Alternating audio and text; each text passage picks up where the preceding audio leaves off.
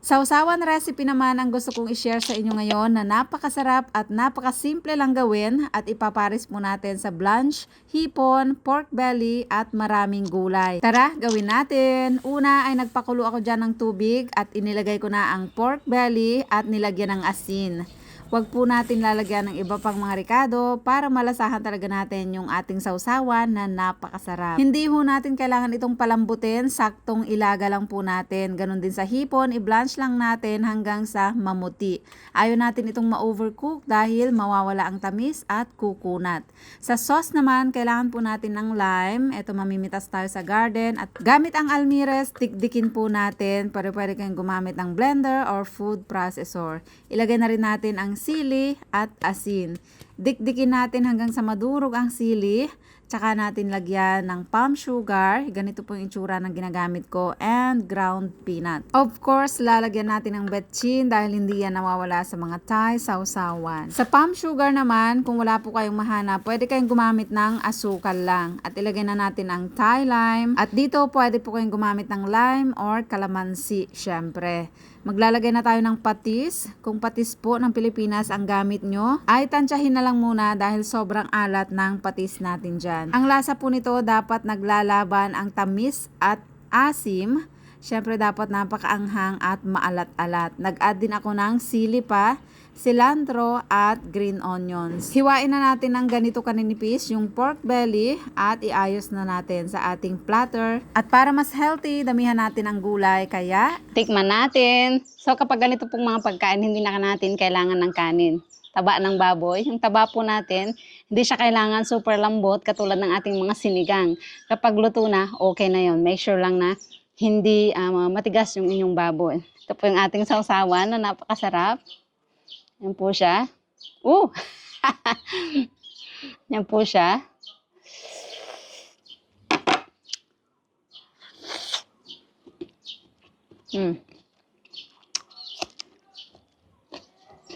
Mm. Ang sarap ng sausawan. Maanghang. Naglalaban yung tamis at asim. Asim.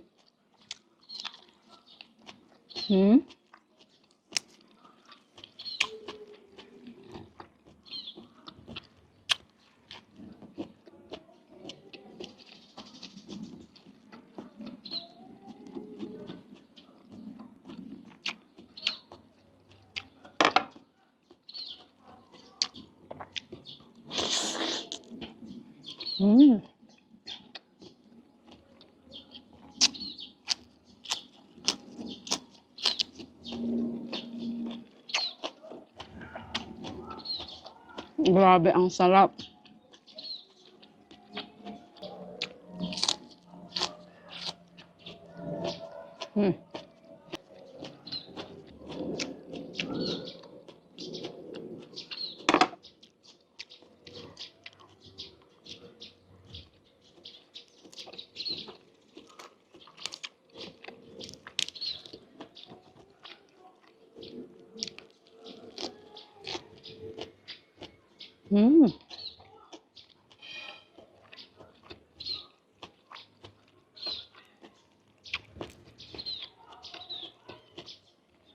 Dati ho, ayaw ko na itong cilantro.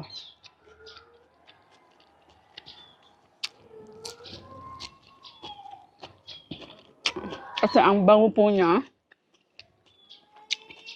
na matapang yung pagkabango niya. Pero ngayon nasanay na ako, gustong gusto ko na. At lagi po ito sa mga Thai food. Mapaluto man o hilaw. Sarap.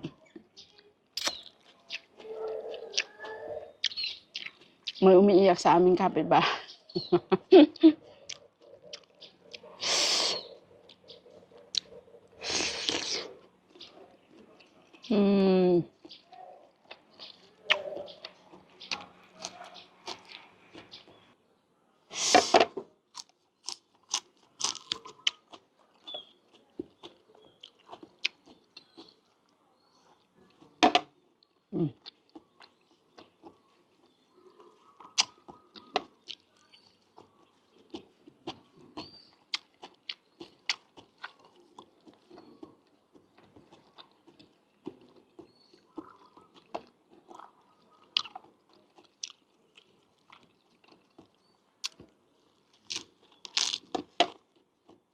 Mm.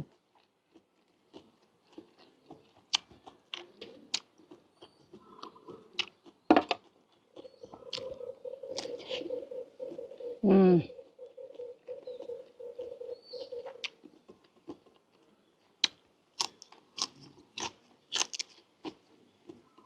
So, ayan mga kamami. Sobrang anghang pero napakasarap. So, subukan nyo po ang ganitong sausawan. Pwede kayong mag-invento kung anong gusto nyo isawsaw. Pwedeng isda, steam na isda, seafood, pwede ring chicken, bahala na kayo. Basta merong kapares na gulay. Napakasarap.